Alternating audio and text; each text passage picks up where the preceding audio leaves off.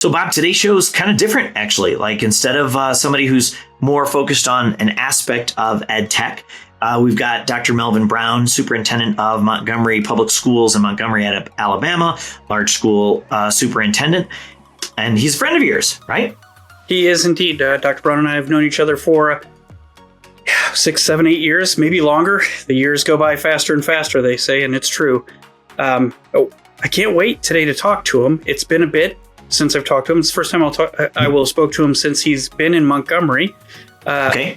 But the man is, I don't know how to describe him. I don't know where this conversation will go today. It could be about his James Madison Dukes. It could be about the latest software for student assessment, or it could be about his journey through becoming an educator himself and how he ended up where he is. And I can guarantee you, whatever it is, it'll be insightful and enjoyable. The guy is terrific. Yeah, well, given the diversity of districts that he's been in and the roles that he's had, I know we're going to talk to some degree about equity and how that plays out in districts. And if we get to how that works with technology, great. And if not, I'm just interested in learning from this man. So should be a good show. I think so, too. Let's see what Dr. Brown has to say. Welcome, everyone. Today's guest, Dr. Melvin Brown, is a change maker and innovator with over 25 years worth of experience in school administration, a champion of public schools with a wealth of experience working in education, from his days as a principal to his current role in Alabama as superintendent for Montgomery City Schools. The face of education is in a state of dramatic flux in the wake of new innovations and educational technology, and Dr. Brown's work has been, in part, focused on harnessing this tide of change to build stronger schools. By speaking out, engaging in legislative support, and embracing state-of-the-art technology, Dr. Brown believes his schools can provide truly equitable opportunity for all students to reach their potential. I'm happy to welcome to the show, Dr. Melvin Brown. Melvin, thank you very much for joining us. Thank you. Thank you. So I get to go first in asking Melvin, my friend, a question. I did the math, and we've known each other now for 6 or 7 years. He and I were both in Ohio at the same time. And Melvin, you were a superintendent at Cuyahoga Falls Schools, which won't mean much to our listeners, and then Reynoldsburg. But I've got to believe I know a bit about Alabama. My family is from Dothan. My mom's side of the family is from Dothan, south of where you're at there in Montgomery. I grew up summers in Dothan, Alabama, but it's got to be a big difference between Cuyahoga Falls and Reynoldsburg and Montgomery Public Schools. So what do you see the same and different? And, tell us a little bit about it and why you're there. Sure. Just one clarification. In Cuyahoga Falls, I wasn't superintendent there. I was deputy superintendent. I want to make sure we give people I don't want to get it wrong. Thank you for the correction. Yeah, well, comparing Cuyahoga Falls to Reynoldsburg in itself is very different. The districts are very different. Cuyahoga Falls is very homogenous. There's not much diversity. There's not too many people of color there, and so I was the only black male in the entire district. So that gives you one sense of it. But a very welcoming community that supported me tremendously throughout the work we were trying to do there. So very different in that respect. Going to Reynoldsburg, extremely diverse, lots of populations from all over the place, and lots of international students as well, which was on the cutting edge of doing lots of STEM work. At the time, we had the only K-12 STEM pipeline in the state of Ohio. Lots of good work in that space, really talking about innovation and how to push things forward. What did deeper learning look like? How can we make that come to fruition in classrooms and that sort of thing? And then coming to Montgomery, again, I'm back in a very homogenous district where 92% Black, not a lot of diversity in that regard, but very different challenges. It's an inner city school district. We have many of the typical inner city issues we have to confront. We also have some issues in terms of infrastructure, historical, how shall I put this? Historical neglect, if you will, of some of our buildings for various numbers of reasons. So infrastructure has had a lot to do. We've had a lot to do in that space. We've struggled academically for a number of years for a number of different reasons. And our goal, our job is to really go about creating space where all kids can have an opportunity to be successful, doing things that they want to do, not doing the things we want them to do. So some of the nomenclature that we're using and some of the innovations that we're trying to put in place are new for our district. They haven't seen some of these things before. They even talked about some of those ideas. And so I think people have been excited about the whole notion of the fact we want to talk about the whole child and build opportunities for them, as opposed to saying these types of kids fit in this box and these types of kids fit in that box. So 3 very different experiences. It has, so I feel like I've run the gamut in terms of some of the challenges you might see in school districts. If I go back to my earlier career as an assistant superintendent in Virginia, much more affluent area. So I got to see some other things as well. So I've had some varied experiences throughout my career that have kind of gotten me where I am now. And we had some really, really unique challenges that we had to face. And fortunately, we have a staff of folks who are interested in addressing those issues and are working to make that happen. So let's talk a little bit about some of those issues, right? Like in your history and some of the stuff that I've read, you've talked about how strong schools really are the foundation for strong communities. You talked about some of the challenges associated with your buildings and stuff. What are some of those challenges that you're dealing with in Montgomery? And build, if you can, for us some of that bridge between addressing those challenges and how those impact the community at large. Mm-hmm. I can start with typically in the inner cities, you're going to have issues with potential gun violence, things of that nature. That does plague our community to some degree, just like any other inner city throughout the country.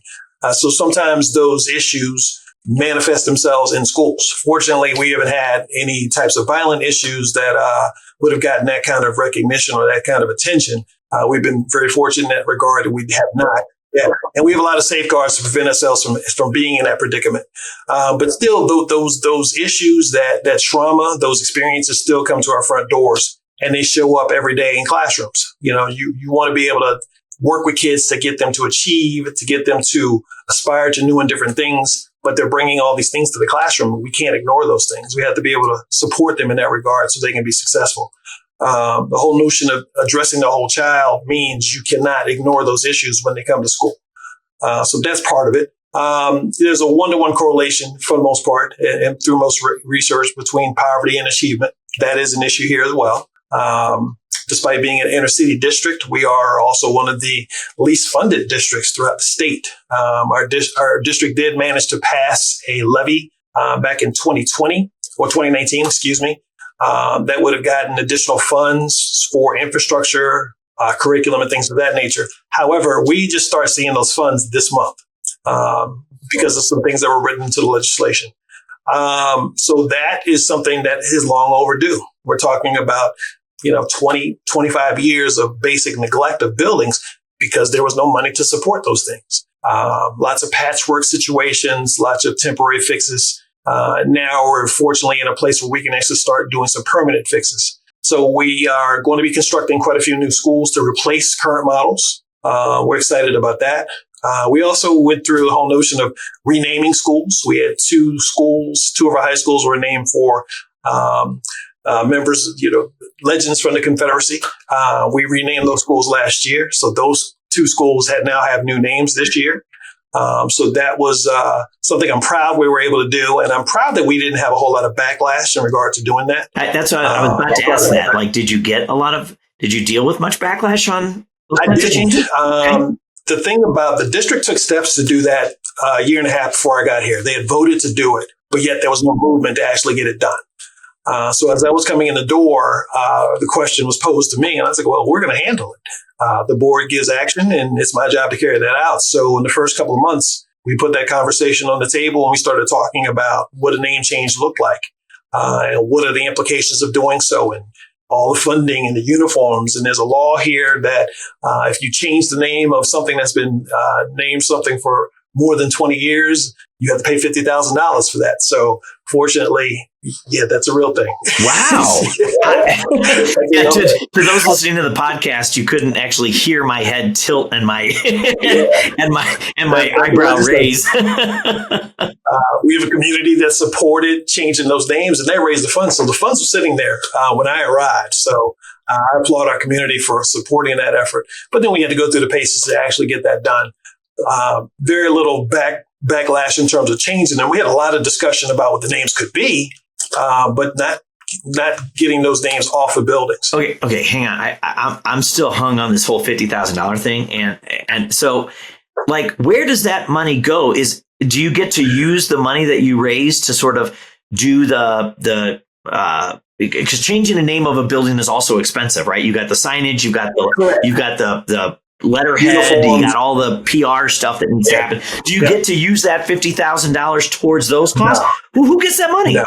So it goes into a fund that was passed in legislation. It goes into a fund that the state regulates. So for each site, we had 2 schools we renamed, which is why it was $50,000. It's $25,000 per site when you change a name.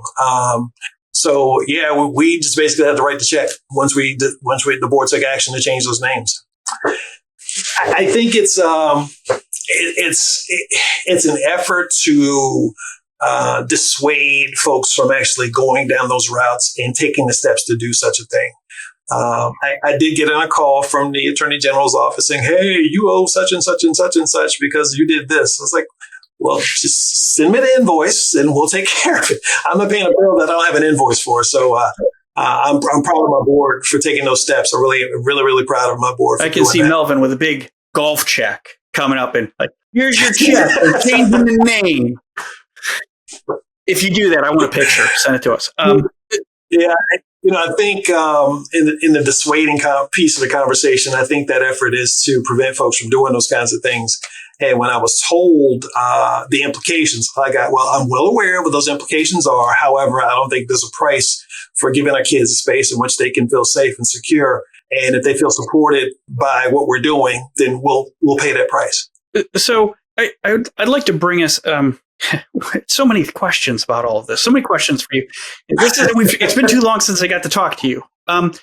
So one of the things is that I just want to acknowledge is a new superintendent comes to a school, ideas. I'm going to bring ideas I've had. We're going to change. And the first thing you have to do is people don't realize all the air that gets sucked out of all the resources. We talked about the money, but the time to go into fighting these battles, to name a school, it's just, I admire that you and the board went through and got it done. It's just like you have all these goals, I imagine. I'm going to do this, and we're going to help kids do this. And what do you mean? I got to raise $50,000 now so we can change the name of the school. So anyway, just a little great job, Dr. Brown, in your team there. So applause to my community for taking care of that. One of the things you said when you're talking about Reynoldsburg was you did some cutting edge stuff. You had a very diverse community. I'm familiar with Reynoldsburg and some high performers there, of course, as well. So then you come to a school system like Montgomery, where you said for various reasons, and I'm sure we can imagine the multitude of reasons why there's been struggles in achievement and performance and stuff. What do you bring? Where do you start? We had to really start with foundational pieces. And coming into the district, we discovered we really didn't have a lot of well-defined systems to allow us to get the work done. And then we also didn't have some of the people who knew how to go about implementing those types of systems. So we had to make some staffing changes here or there. We had to put in place some practices that just made sense in terms of how we worked, ask some questions about, the why as to why we're doing certain things. And, many times you get we've always done it this way. Okay, great. Well, let's find another way to do it. Having those types of discussions. And then getting people to think about what vision can look like. It's really easy to be in a school district and talk about its past and live in its present, but have no vision of what the future might be. And I think, we had to do some mindset work. Now, people say, what is my biggest obstacle? It's about mindset and changing people's orientation from being fixed to having a growth mindset and saying that, our kids, because of where they're from and what they do, they can only do these things. Like, well, no, they can do anything they want. It's our job to give them those opportunities. So doing some mindset work has been very purposeful and changed the way people think about our kids, about our community, about our adults, about our school district. We have not had the most stellar reputation, if you will, as a school, and we still don't, for that matter, in terms of what we've done with kids and how we promote the school district. And I had to do a lot of work personally, just going out and making connections in our community to get our civic organizations involved, our mayor's office, our chamber of commerce, Maxwell Air Force Base, which is a huge entity here, and in making folks be their partners in the work that we're trying to do. And I've been really, really fortunate that we've been able to galvanize those folks behind us. Now we're all trying to be as one and move in the right direction. We also have a lot of great people in the trenches doing the real work. The things I do, many times I've kind of referred to as window dressing. Our folks are really trying to move the needle in terms of what teaching and learning looks like in classrooms and how we go about preparing kids for opportunities. So I'm really proud of the work our folks have done in that regard. We've come a long way in a year, but we have eons to go in terms of trying to really get where we want to get. I kind of use the phrase that I want us to chase being a perfect school district, knowing that we'll never get there. That's important to me, that we always want to be better tomorrow than we were today. That's some of the really down foundational work that we've had to get done. So I spent most of my career as a technology director, and one of the things that I always said is the job of a technology director has way more to do with change management than it has to do with actually technology, right? And so I kind of feel like I've spent most of my career working on that, changing mindsets, changing visions. So I'm kind of personally interested. Can you tell us a little bit more about how do you tackle changing mindsets, especially in a district as large and historical as yours? Some might say I'm not doing it well. So who knows? The other part too is, we didn't say this in the intro. You've been superintendent of Montgomery schools for 1 year and 4 months, right? Yeah, close to 4 months now. Okay. So anybody who knows anything about change management, that's like a nanosecond, okay, in an organization your size. So I appreciate your humility for saying, well, it's something we're still working on. But dude, you've been there for a nanosecond. So what are you trying? Because, you're still in its infancy of change management. Yeah, well, I think with some of the things we brought in that we wanted to talk about, one, we're redoing our strategic plan. So that'll be done in a couple of months. That can be done December, January timeframe. And in that, we'll have some markers that really give us a chance to measure what we're doing and how to report that out to the community. We put in place a digital platform, and now we can actually communicate that data to others than just ourselves. What are you using? Because there are some really cool tools on that. We're using Aubrey. Okay. Which I'm really excited about. Yeah. I wish I could tell you more about it, but we're still in the implementation phase, if you will. Fine. Yeah, that's great, though. Sifting through all the data and making sure that's accurate. You discover so many things in that process.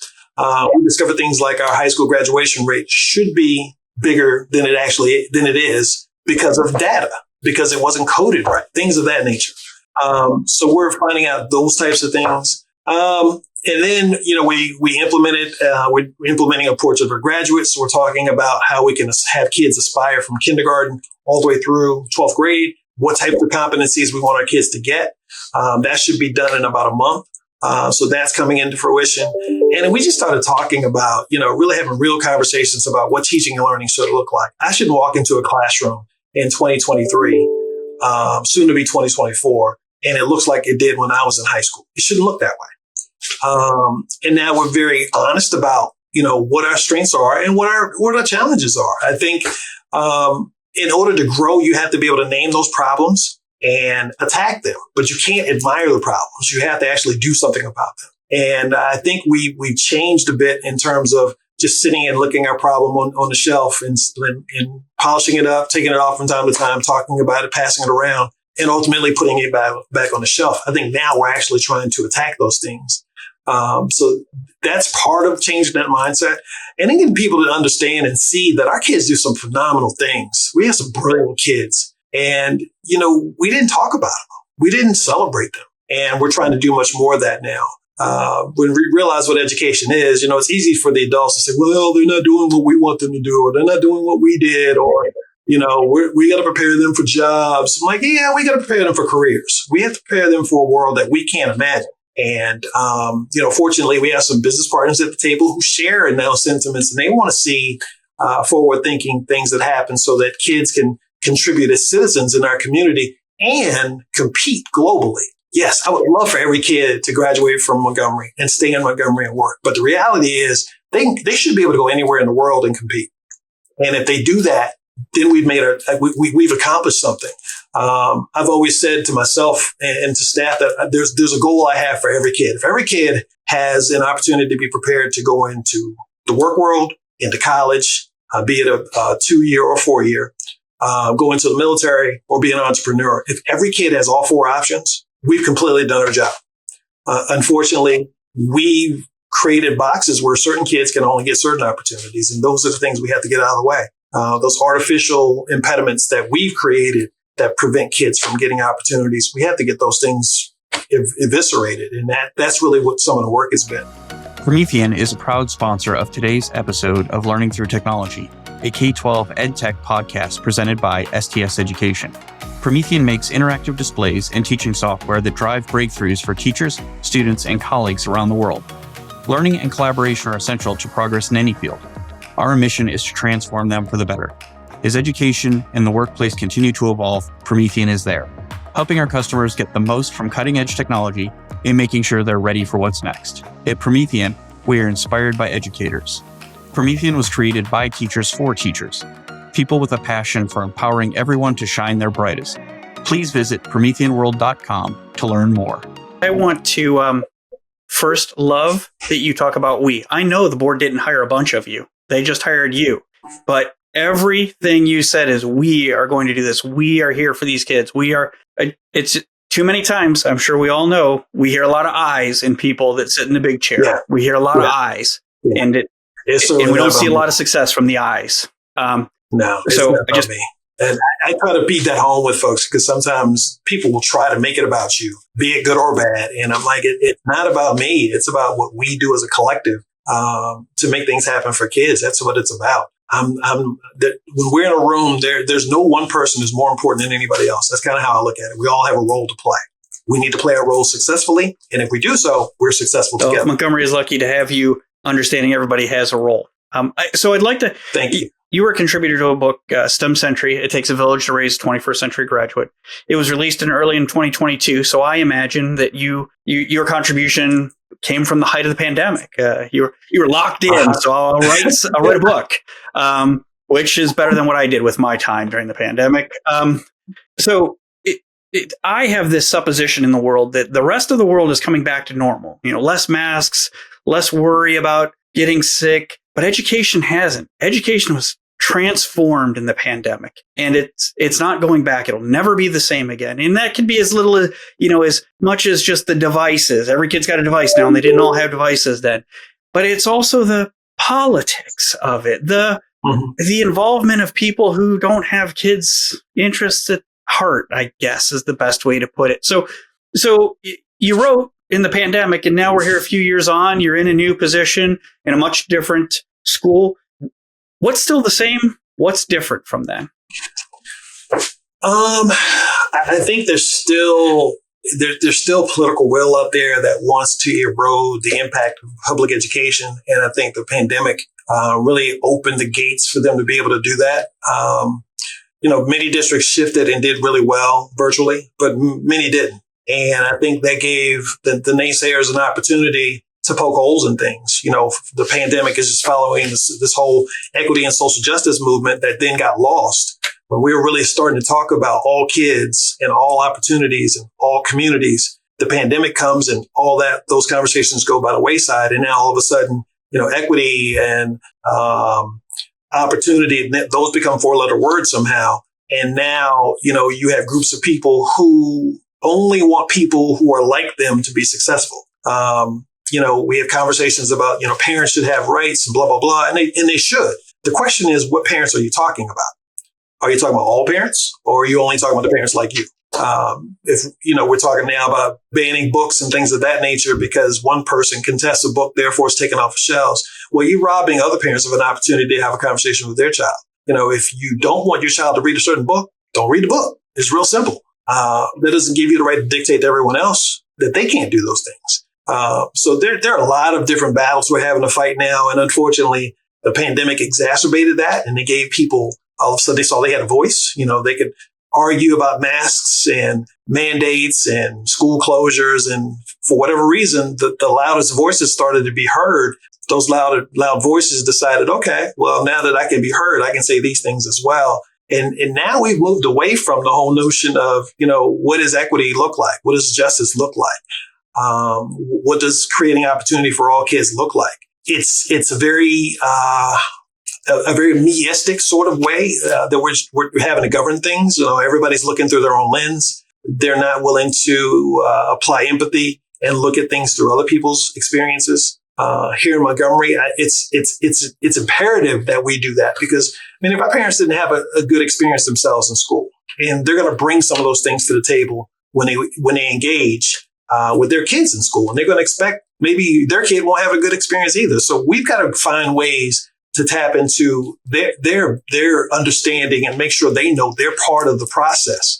They're important to the process, and finding ways that they can engage in ways that they can be comfortable with. So it's been an interesting three years. It really has.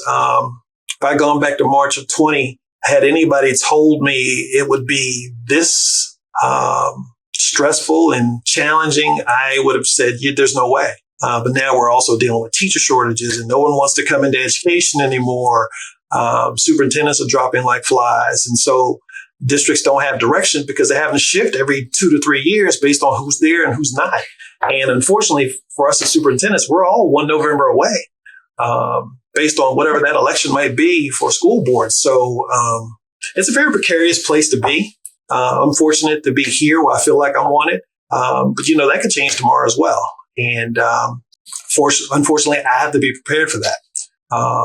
Those are honest conversations we have to have with ourselves and with our colleagues so that we can be more prepared to take care of ourselves long term. But it's challenging. Being able to fill positions, teaching positions is challenging. To find good people who want to come in and do this kind of work for what they get paid, it's challenging. And it's a tough time to be in education. I'm glad I'm toward the latter part of my career as opposed to the front end. Well, I'm glad that you're kind of hanging in, because there are a lot of folks that are closer to the end of their career and saying, I'm ready to exit early or change how I serve in education. And though, I made that same change myself. I did it before the pandemic and before a lot of these things happened. But, there are a lot of our colleagues, all of our colleagues, are thinking about that all the time. And it keeps you from being able to bring your best game, you know? And I think it's brutal. You and I were chatting just a little bit before we started the show about our children pursuing, careers in education and our fears for them. And, we're seeing the enrollment in teacher prep programs in colleges just eroding rapidly, and colleges wondering if they can keep the faculty on board to do that and continue to run these programs. So how and maybe you don't have an answer, but how do you attract and retain teachers? Ooh, that's a great question. If you'd asked me that 10 years ago, I had a definite answer about how to go about doing that. Now, I really don't know. It's kind of touch and go. You want people to feel good about the work. You want them to feel valued. And you may demonstrate that, on a Tuesday and Thursday, something happens. And they're like, I don't feel valued, so I'm leaving. So it's very touchy. And I don't really have a good answer for that. What I want to try to do is create an environment in which people want to work and that they're working with kids who want to learn. It's tough. It really is tough. It sounds to me like you know the answer. You just, when I hear you talk, I think about, I'm sure a board hires you and wants you to think long term. We want to teach our kids to think long term, whether they're investing for retirement or investing in their education. And yet every 2 years or so, the whole world stops while we wait to see what the new direction is going to be. And I don't know. When Alex and I in our careers, we can plan long term. We've got people we report to too. We have to keep people happy, but man, I don't know how you do it. So some of this has come about from we've talked about politics and election, and it's a shame that that's what we have to talk about and what it's going to take to make schools great, right? Right? We're supposed to be talking about computers and gaming and kids and attracting them and keeping them, wanting them to go to school and wanting them to see the goals, but we're not. So you've been in schools in different states, in different roles. You grew up even in Virginia and Ohio and now in Alabama. What do you see would be helpful? Where can help come from? What would you lobby for, if that's a word you're allowed to use? What would you lobby for from those people who are supposed to help us? I think on the front end, people have to vote on one end. Let's take care of that piece of it first. If everybody voted and we're committed to doing it each time, I don't believe we'd confront some of the things that we confront. We typical election, we're getting, 25%, and that's a good day that goes to vote. And, that's not representative. The loudest voices are always going to be the ones that go out and vote and voice those ideas. The ones who don't vote are typically the ones who are complacent.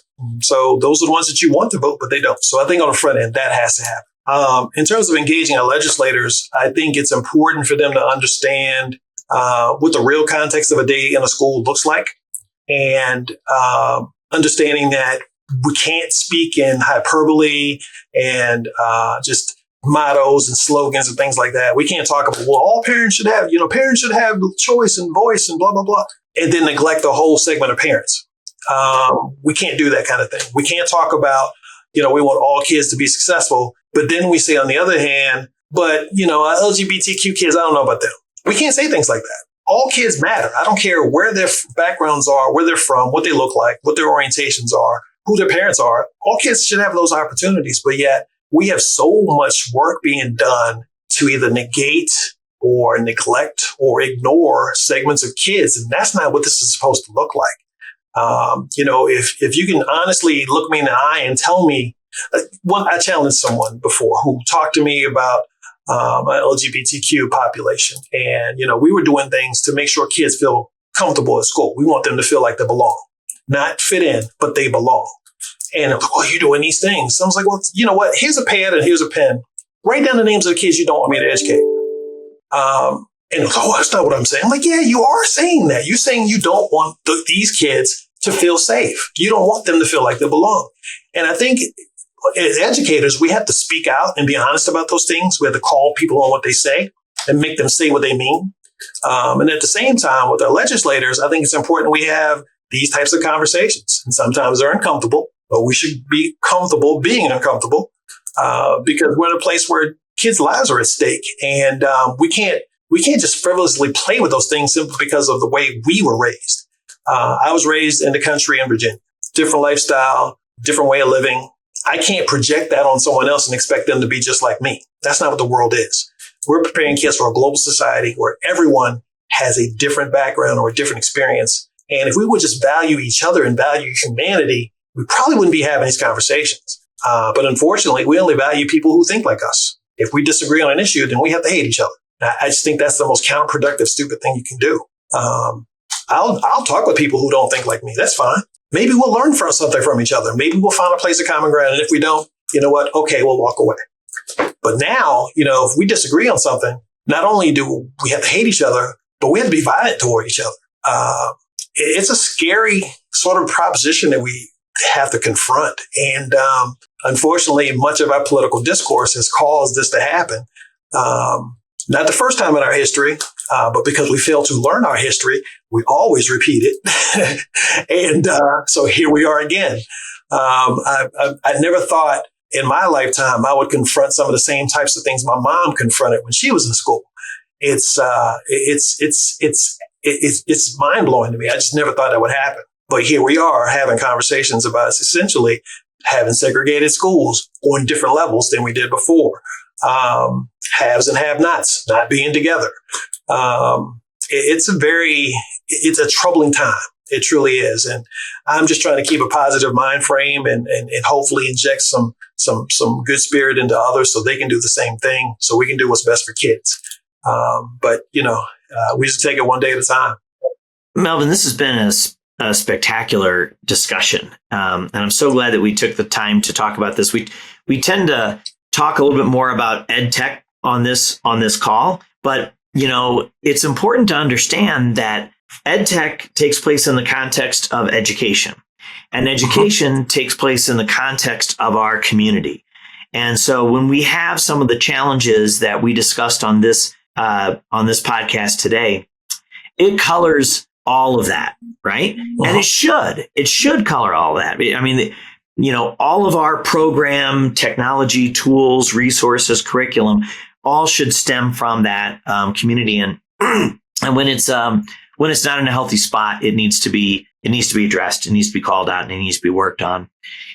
We try to end our podcast with two questions. I'll put them in your mind, and then I'll give you a chance to kind of to answer them. So the first is, who in the world of EdTech or just general education would you most like to take to lunch and chat with, and why? And then the other is, are there any resources that you think our listeners could really benefit from? So books on equity or community-based education, or articles or resources that you can think of. So now to put them in your mind, let's kind of go back to that first one. So who in education would you like to hang with, and why? Wow, that's a tough question. From a tech standpoint, I certainly would love to hang out with Steve Jobs, just to pick his brain and get a sense of how he thought and how he has such a growth mindset, how he created that in others and compelled them to think the same way. I would love to have that conversation from a tech standpoint. In terms of education, wow. Anytime I would be able to sit down with Maya Angelou and have a conversation about what education means, I would love to do that. That would be, I don't even know what questions I would ask. I would just listen. And, when anybody can impart that type of wisdom on you about how to advocate for people and how to advocate for education, I would want to take all that in.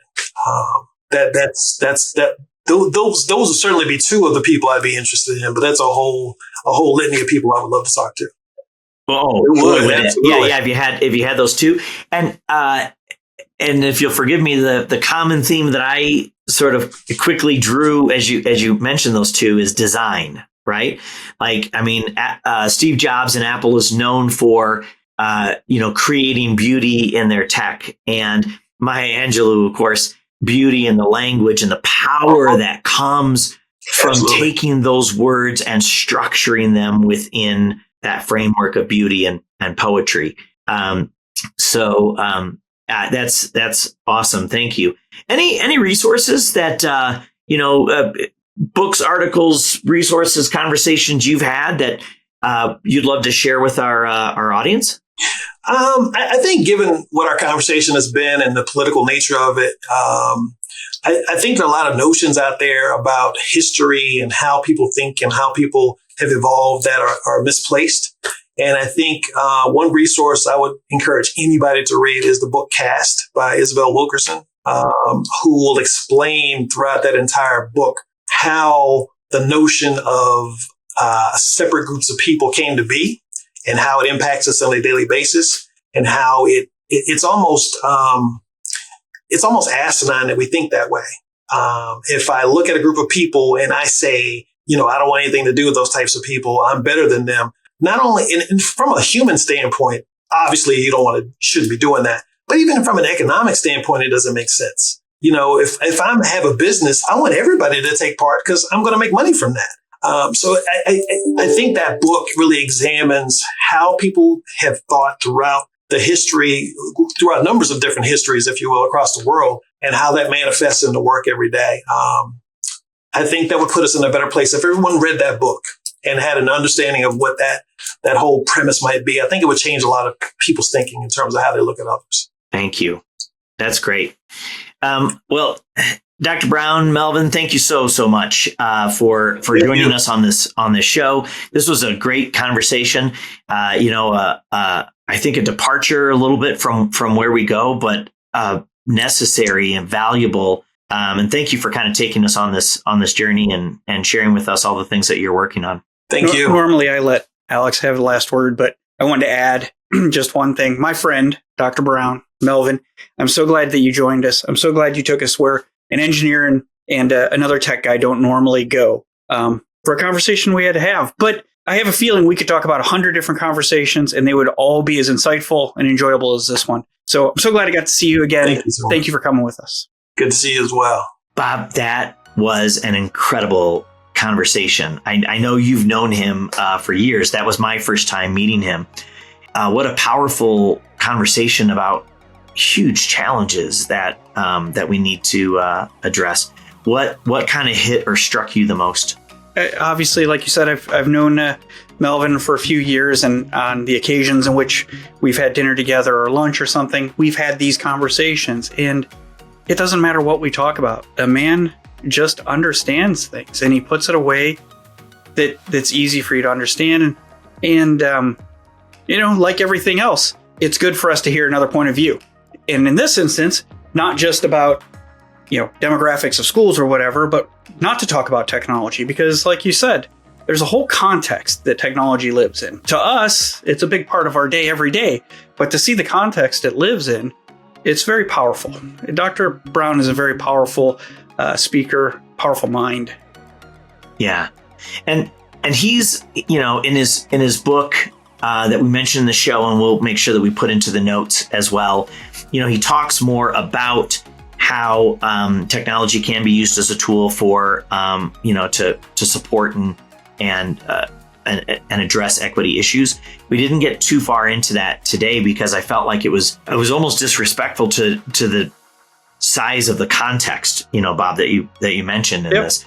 And so I'm glad that we spent the time talking about that on this call, because it's part of everything that we do. That was great. Anything else you want to add as we wrap this up?